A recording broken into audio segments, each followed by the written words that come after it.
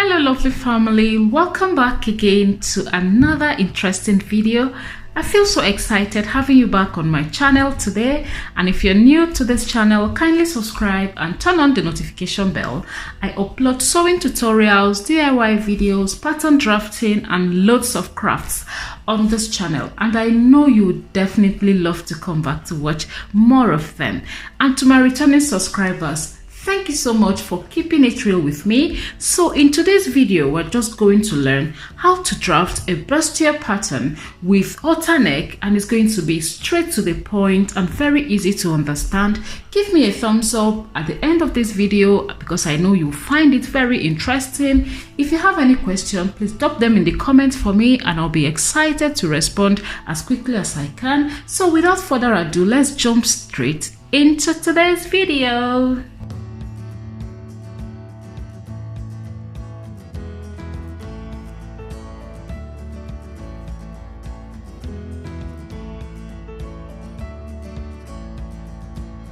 I've just transferred my bodice pattern, and this is the shoulder line, this is the bust line, this is the under bust, and this is the waist line. I have a video on my channel on how to take your body measurement to draft the pattern, so I'll link that in the description of this video, and I'll also link the video of the bodice pattern in description of this video. Kindly refer to that after watching today's video. So straight away we're going to modify this to create our halter neck, at the same time to create the bustier around the bust line. Okay, so to start with, we're going to be working on the neckline, and because my neck circumference is 16 inches, you want to put that around the neck, and we're going to be working with 3-inch depth and 3-inch width. Modify this to suit your neck circumference. Okay,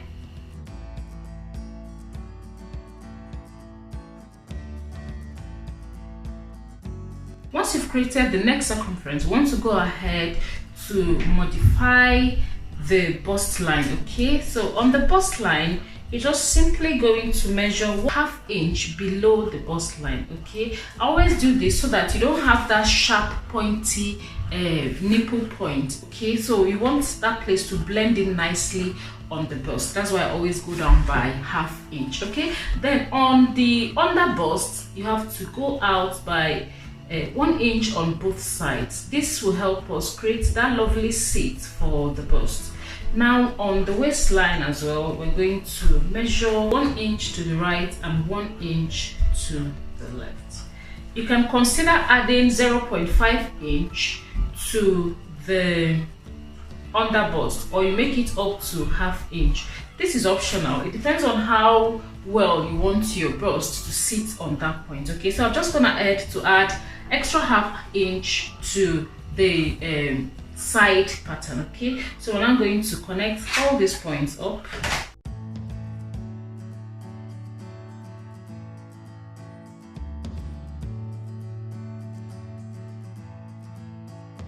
Once this is done, you're going to measure the distance between your bust line and the under bust.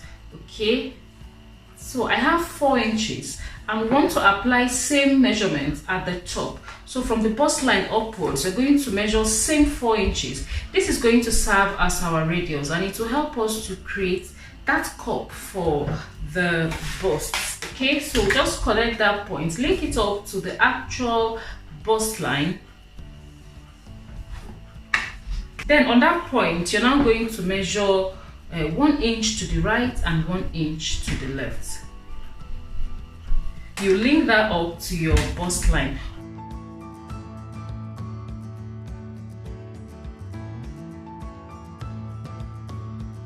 Fine tune that point.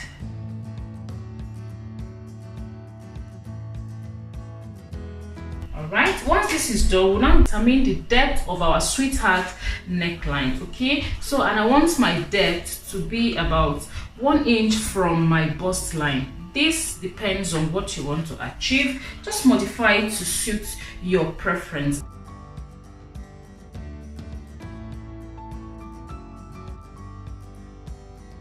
Now on the armhole line, you don't want to work with exactly where the armhole line is. You just want to come up by 1 inch or 0.5, because you don't want your armhole revealing. If you make it to go exactly at that point, it might be very low.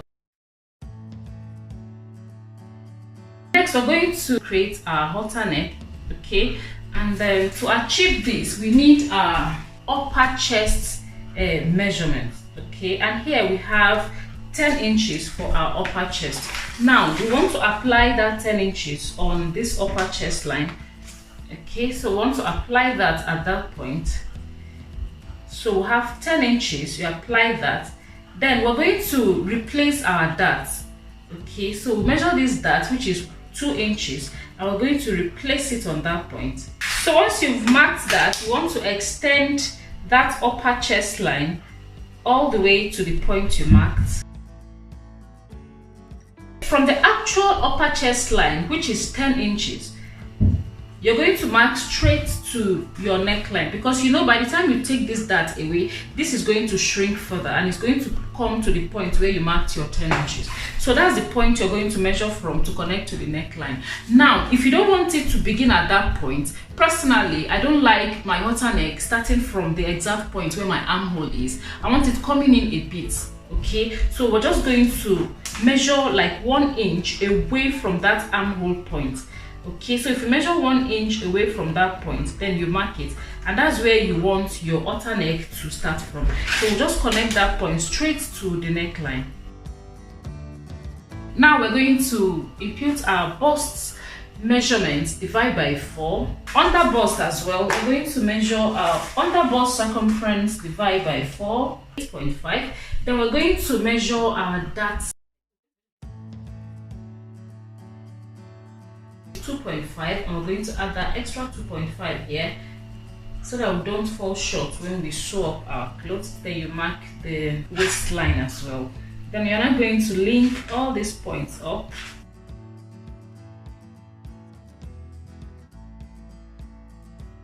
Add your 1 inch seam allowance. This is optional. You can leave it out. When cutting on fabric, you just add your seam allowance at once on the fabric.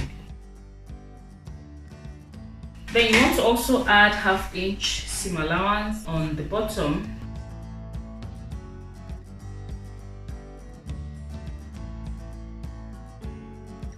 Then you can leave the top bits. When you cut on fabric, you now add your seam allowance. Or if you would like to add, then you go ahead and add. This automatically implies that you're going to trace out the yoke for this bodice, okay? So you're going to trace out the top bit of the halter neck, because you're going to have 1/2 inch short from the actual length of the top bit, okay? I hope this makes sense. So with this, we'll now have our front bodice is ready, then we'll cut it out.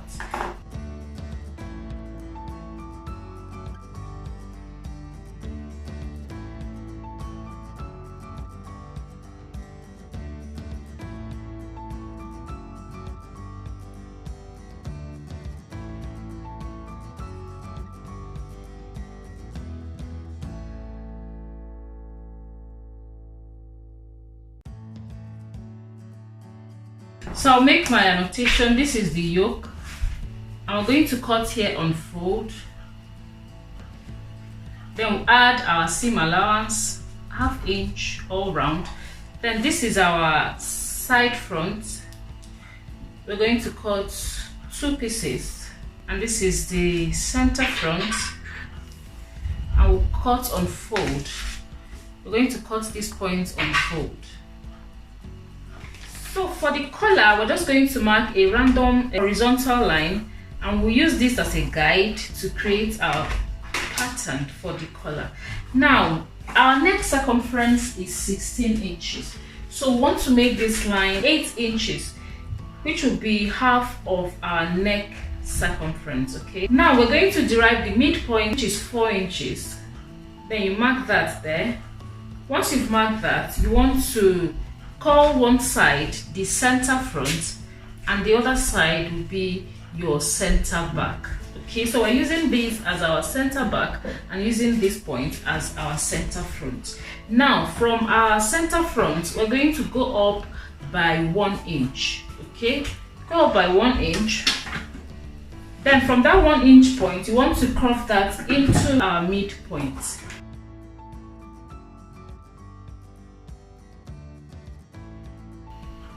Then once you've done this, you want to now determine the length of your collar, and I'm working with a collar of 1.5 inches. So I want to now impute that on my center back, and I will square that up to link the two dots.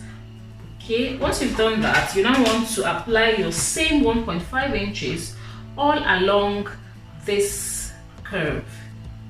Now 1.5 is not constant. You can work with 1 inch, you can even go up to 2 inches.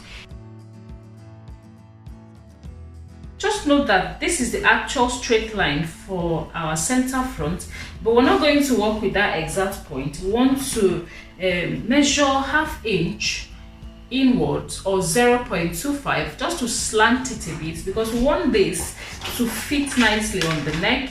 So that's why I've just slanted it by 0.5, and you connect that point.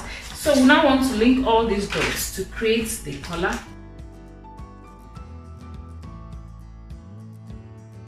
Want to add our closure allowance 1 inch. So mark that 1 inch point, then you're going to square that up and link it up with your actual collar length you marked. Now we are done creating the collar. We'll just add ½ inch all around this pattern. And that will be our seam allowance.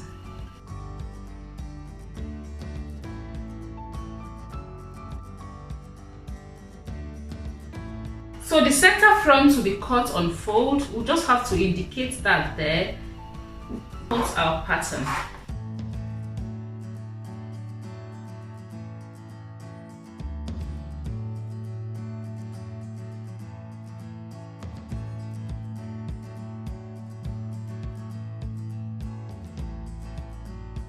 So that's it for the collar. Next we'll draft our back pattern. So I've also transferred my bodice pattern as well, the back bodice. You just need to place your front piece. Just place that along the waistline, and you want to align that side front. Align that to what you have here. Okay, and this will form your new armhole point. Okay, so then from that point you want to create your back. Now you may not have it exactly on the upper chest line. This depends on the depth you want this to appear actually on the back. Now I don't want mine exactly on the upper chest. I want it a bit lower than that. Here with it, there's no straight jacket way of doing this. Just work with the depth and length you want. So just from that point, we're going to link those points up. Now what we want to do next is to measure same 1 inch we measured at the front, and we're going to link from that point to the neckline. This is if you want a back yoke. Okay, if you don't want this yoke at the back, just simply ignore this point. Then you're going to cut from here. Now you need to create the dart for the back. Let me just explain why this ½ inch slant is here. This is to eliminate our zipper ball. So what you simply do is just measure ½ inch or 0.75 from the center back. Then you mark that, and you're going to link that straight to the center back line. Okay, so once that's achieved, we're going to create our dart for the back. For the back, we'll simply use a ½ inch to the right and ½ inch to the left. Then we want to link that up to the line we marked at the top. With this, the back pattern is ready. So just go ahead and add your ½ inch seam allowance at the bottom. Add your 1 inch seam allowance to the side.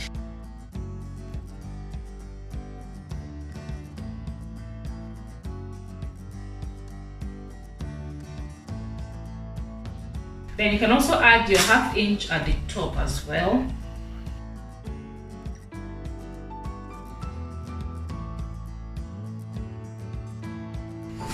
Okay, now our back pattern is ready. We'll just cut out the pattern.